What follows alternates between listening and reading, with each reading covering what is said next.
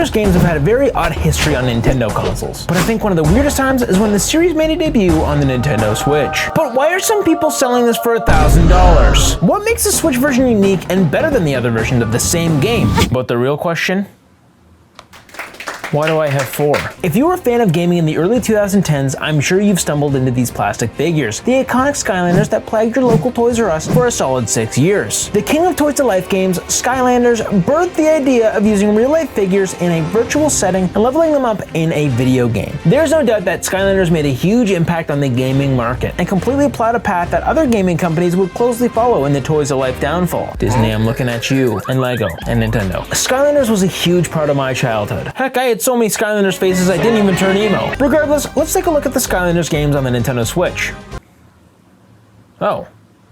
You might notice that there's only one, and that's Skylanders Imaginators, the last game in the series. Skylanders Imaginators was a launch title for the Nintendo Switch, shown off at the iconic January 2017 presentation, showcasing this anticipated console's unique gimmicks. The biggest selling point for this version was something that no other Skylanders game had done before. Skylanders Imaginators on the Nintendo Switch would not include a portal of power to scan your figures on. This was a huge difference in gameplay. This wasn't the first handheld console that Skylanders was on, as they were also available on our friend the 3DS, and I bought them all. Now, all these 3DS games were extremely downgraded and completely different than the other home console versions, and I'm planning to do a video on that, so subscribe. But this is the first time the home console game in this style would be available on a handheld with full co-op multiplayer following the traditional Skylanders formula. So playing this fully functioning Skylanders game on the go was a huge selling point for this version. The real question is, if it's on the go, how in the world am I going to scan Barkley?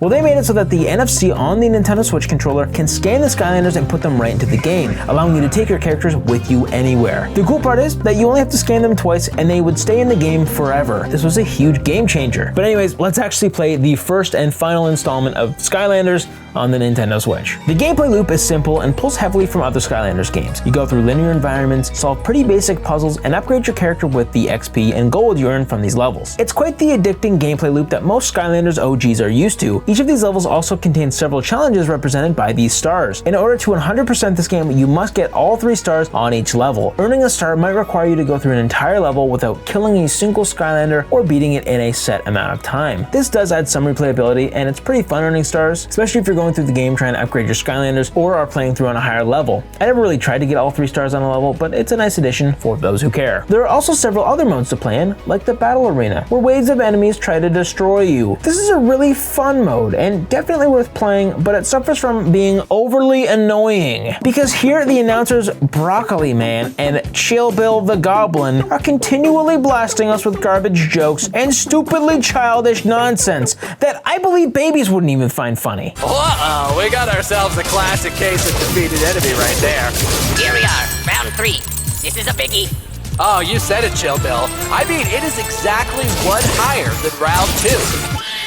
Mr. Broccoli Boy makes me not want to touch the Battle Arena. Although, if I shut the sound off, this is a pretty great way to upgrade your Skylanders and get a ton of coins too. So that's a plus. Now that we have that out of the way, let's talk about the main gimmick for this entry. Imaginators. Create any Skylander you want with these creation crystals. Oh yeah. I like to create things. Throughout levels, you'll unlock a ton, and I mean a ton, of customizable heads, ears, eyes, chest, arms, legs, and tails. Yes, you heard me right. Tails. You can also change its weapon, gear, and body proportions so that you can join the Tiny Head Gang. You can even change its color, and oh my, its aura! My Skylander has max aura. This was cool before it even was, but we aren't done yet. You can also upgrade its power, like every other Skylander, and even alter its personality, like with the name. Oh yeah, my guy's name is Keto Mad. I don't know what it means. I just randomly typed in letters on the keyboard, and history was made. Hello, Keto Mad. Welcome to the Tiny Head Gang. You can also unlock phrases it can say, like, I like pizza. I like pizza. Just like its daddy. You can also change its voice and overall tone. And to top it all off, it has a ton of music and sound effects to go along in battle. Something I find really interesting about customizing all your Skylanders figures is the fact that you can actually change the stats of the character depending on what they're wearing. Not only are you dripping them out, but it actually affects how they play and how powerful they are. It also adds interest in collecting all the cosmetics that are available. Heck, they went off with the customization feature. They even created a mobile app where you you can customize characters and even order cards and t-shirts with your personalized Skylander. I even remember they had these blind bags that they sold to unlock even more cosmetics. This was the main gimmick in this entry, and they went hard. But these weren't the only new Skylanders they introduced, as these senseis are here as well. They were bigger physically and in-game, actually close to the Giant series in physical structure, and heck, even look big next to me. These senseis are the ones who canonically trained the Imaginators in the game story, and that's why they're here in Skylands. I don't think the story's that good, but I'll get to that. Anyways, there's a ton of them, and they're actually really cool. Like this one, Pinata. Look how awesome this one is. Except, these are extremely expensive in today's landscape. Pinata alone will set you back $50 loose. And then there's characters like Chompy Mage, which is over $600 loose. How? I get that the senseis are more powerful figures in the game, but $600?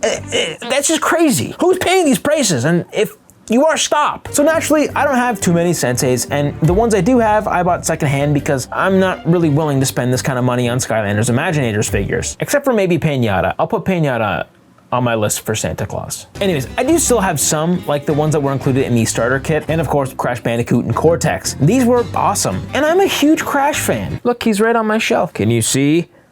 I don't know if you can see, but he's back there. So just the fact that they brought them into this game while they were reigniting the Crash franchise was wild. This was the first time Crash fans had even seen Crash in a game in almost 10 years. They even included a Crash-inspired level for this guy. Anyways, I like Crash. He's a cool sensei. Thank you, Activision. He was even included in the PlayStation 4 version of the game because, well, he was a PlayStation mascot. He's technically an Xbox mascot now, but I digress. Thankfully, these guys work on the Switch too, and I think that's nice and good. Now, I have one major problem with these senseis themselves. I love the designs and the overall vibe they add to the series, but they're just too powerful. Same with the Imaginators. Again, I love that they can cook any enemy in sight, but dang, they're so powerful that I don't even want to play as my other older generation Skylanders. My poor Barkley is devastated. Speaking of the old generation Skylanders, every Skylander from previous games are playable. There are even exclusive figures in the Switch version. Can you guess which ones? I have them all. My boy, Bowie Kachowie. That's right, Bowie Kachowie and Conky Donk figures, along with their dark variants, are in this game. Only the Nintendo consoles can play with these boys, which is a very Nintendo thing to do. Put Samus in Fortnite, please. Can I just say that as a longtime Skylanders fan, I still find this weird? Like, how come Crash Bandicoot and Bowser can just chill now? It's just insane. The charm and magic of Skylanders lies in the characters themselves, particularly the fact that you can use every single one of them. It's incredibly exciting to see a figure from the first game still work in the latest installment, especially after you powered it up and retained all of its abilities. This experience is truly remarkable and just so cool. As I mentioned earlier, each figure has its own moves that you can unlock and upgrade as you play, and the fact that all of this progress is saved on the figure itself makes it feel almost impossible. Now, in Skylanders Superchargers, a racing mode is introduced, and this feature was also included in Imaginators for a fun racing experience. However, the Nintendo Switch version lacks this mode. You may wonder why that is. The reason is that there's no option to scan the vehicles in the Switch version, which means that a significant gameplay feature has been removed. Technically, you can still scan vehicles, but they only provide extra cosmetic items. You can't actually use them in gameplay. I also find that the overall movement of the characters is also quite slow. And honestly, all the characters seem to share this issue.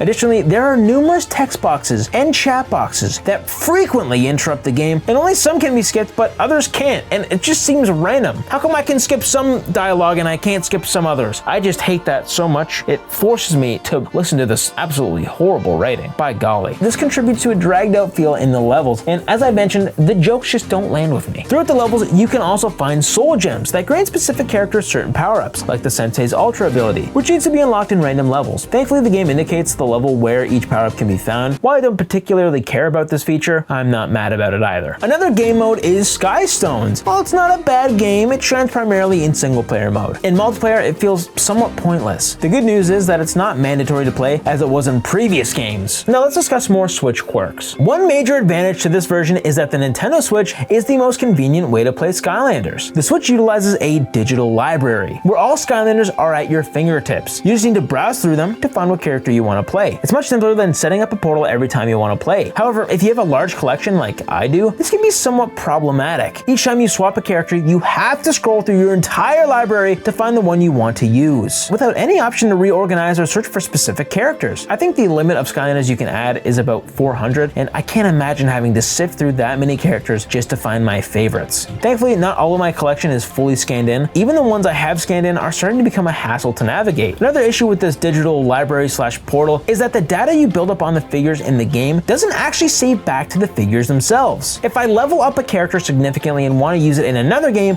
I have to go to this character named Wendell to transfer the data. This process can be tedious, especially with multiple figures, and it takes quite a bit of time to go through the Switch's NFC reader, which is nowhere near as fast as the original portals. In theory, saving data back to the Skylanders shouldn't be too much of a chore, but I've been going through all the other Skylanders games recently, and the upgrades I thought I had on my figures simply weren't there. I realize now that this happened because I never saved them back to the Skylanders figures. I feel that this takes away from some of the magic from the concept of the game and makes it feel less of a Toys to Life experience, and ultimately it just feels more like a regular video game now. Yuck. This leads me to my biggest complaint. The game feels much more childish than previous installments. I'm currently playing through all the Skylanders games, and I can tell you right off the bat, Imaginators is noticeably focused on kids, and the story is far less intriguing. This is most likely because it had the Skylanders Academy TV show right beside the launch of this game. It's just weird that none of the other games integrated this, except for maybe Superchargers, but still, if you played Imaginators, you gotta tell me what you think. The dialogue feels forced, as if they are trying too hard to be funny, but it falls flat. For instance, during the opening scene, Spyro questions how he can hear someone talking from such a distance. There are countless examples of poor childish humor scattered throughout the game. I'll spare you. It's just unfortunate because you can tell in the first game, it was catered for a wider demographic, and this literally just seems catered to children. Now, before anyone says, this is a children's game,